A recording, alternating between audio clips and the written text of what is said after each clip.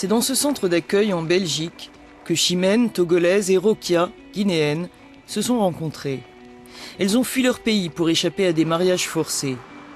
Obtenir l'asile en Europe, disent-elles, c'est une question de vie ou de mort. Rokia ne savait pas encore que sa demande serait acceptée quelques jours plus tard. Quand mon papa était décédé, j'ai été mariée à l'ami de mon papa. Parce que le monsieur, c'était un diamanté, il a beaucoup d'argent. Ils m'ont vendu à ce monsieur-là. J'étais la troisième femme de ce monsieur. J'ai suivi une excision pour la première fois quand j'étais en enfance. Pour la deuxième fois quand j'avais 12 ans. Pour la troisième fois, il m'avait dit de me réexciser. J'ai dit non, parce que maintenant, je connais les conséquences néfastes de l'excision. Le monsieur me frappait, il me torturait, même pour faire l'amour avec lui. Parce que je ne voulais pas ce monsieur-là. Toujours, il me battait. Dans mon pays, ma vie est en danger parce que j'ai désobéi la famille. Moi, j'ai un fils de 2 ans, 3 mois. Donc, ce serait difficile pour moi de retourner au pays parce que il y a son papa qui veut le prendre, que moi je ne veux pas. Sa vie sera en danger s'il retourne au pays. Parce que le papa... C'est le monsieur qui voulait me marier après m'avoir violée. En nous parlant à visage découvert, Chimène et Rokia risquent gros. Mais elles veulent témoigner pour mettre fin aux pratiques dont elles ont été victimes. Comme dans cette pièce de théâtre, présentée lors d'une journée d'études organisée dans la ville de Liège.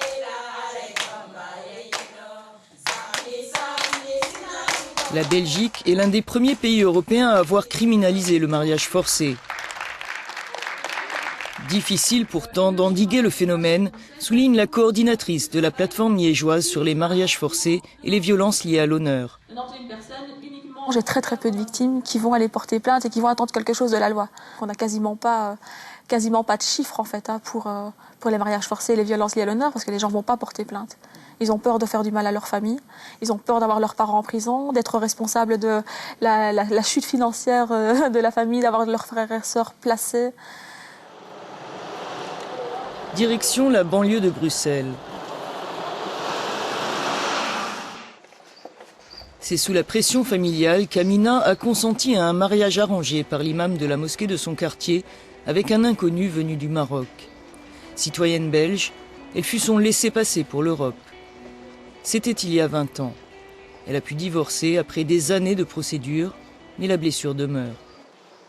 Ça marque très longtemps. Ça ne s'arrête pas parce qu'il est parti. Monsieur contractait des dettes. Il faut savoir que son nom était mis sur la maison, que je continue à payer ce crédit. Je me suis retrouvé finalement avec beaucoup de problèmes. Est-ce que vous avez pu refaire votre vie? Non. Sincèrement, je ne me suis plus jamais remarié, ça c'est clair. Je crois qu'un mariage, c'est un mariage. Même s'il y a des gens qui se marient 2 fois, 3 fois. C'est plus la même chose.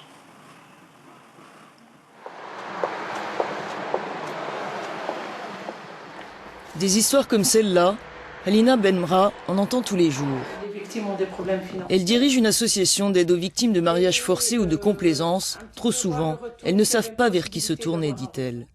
Malheureusement, la plupart des personnes qu'ils appellent, je dirais entre guillemets qu'il est quelquefois trop tard, c'est que le mariage a déjà eu lieu. Sur papier, il y a beaucoup de choses qui se trouvent. Quand on veut utiliser la pratique, il n'y a rien qui est mis à la disposition. Rien du tout. Je suis désolée. Rien. Et quelquefois, je dirais même, la personne n'est même pas informée, ne sait même pas où il faut s'informer. Les professionnels de différents secteurs tentent pourtant de s'organiser. Anne-Sophie Vallot est inspecteur principal de police à Bruxelles. Elle est régulièrement sollicitée par les associations lorsque des victimes de mariages forcés se trouvent en situation d'urgence. Comme ce jour-là, à la Voix des femmes.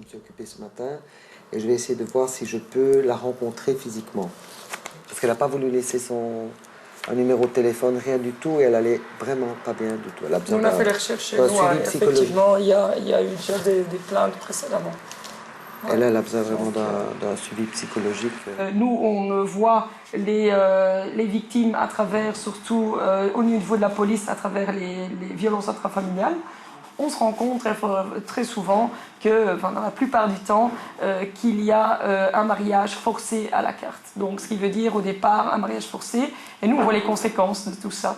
On voit les conséquences qui sont quand même des viols à répétition. On voit des violences graves, des violences lourdes.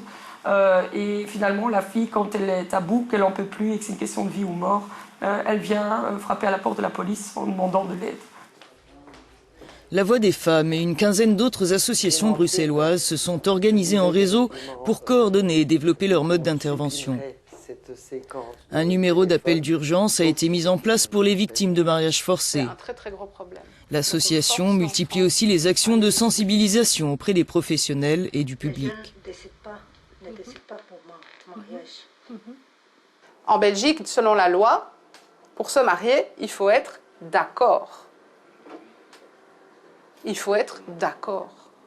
La Belgique est un pays qui accueille, souvent par le biais du regroupement familial, des nouveaux flux migratoires. Et donc il ne faut pas s'étonner aussi que quand des jeunes filles même arrivent à un très jeune âge, quelques années plus tard, la question des mariages va se poser. On vient avec un certain nombre de valeurs, avec une certaine vision de ce que doit être la famille.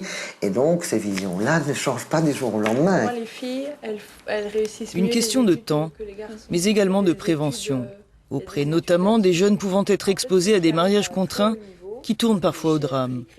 Les informer, c'est aussi les aider à briser le silence.